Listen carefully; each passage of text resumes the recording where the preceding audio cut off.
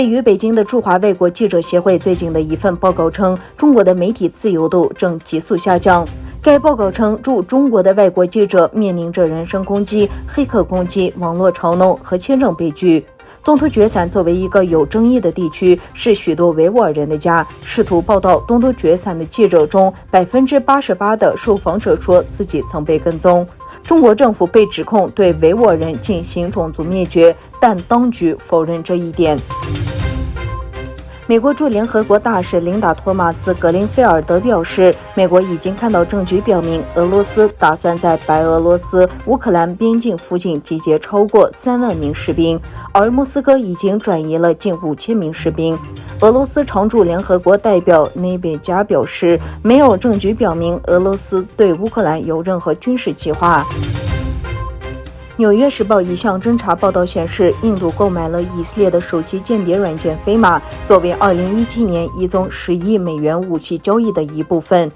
纳伦德拉·莫迪领导的印度政府一直否认使用间谍软件针对反对者、人权活跃人士和记者。纽约时报关于印度莫迪政府购买以色列网络安全公司 NSO 生产的间谍软件飞马的文章在该国引起了严重争议。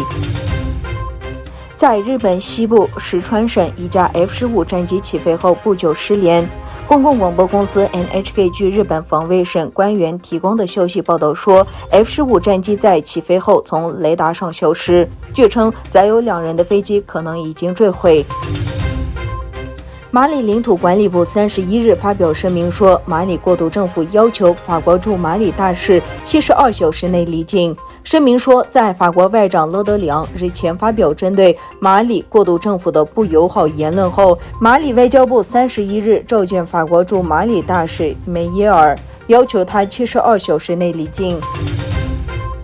据哈萨克斯坦国家石油天然气公司消息，针对曼格斯套州乌金油田周边区域进行的全面地质勘探期间，发现了一个新的窑仓。据了解，此次地质勘探工作于2017年启动。该发现的新油层与乌金油田的总储量提升了8%，达到了3990万吨。2022年1月29日至30日，题为“全球穆斯林对维吾尔危机的反应”的圆桌会议在伊斯坦布尔举行。来自土耳其、马来西亚、印度尼西亚、欧美等地的非政府组织和活动人士代表出席了由维吾尔人权项目、维吾尔学院基金会、世界维吾尔代表大会基金会、东突厥散乌里马斯协会联合举办的会议。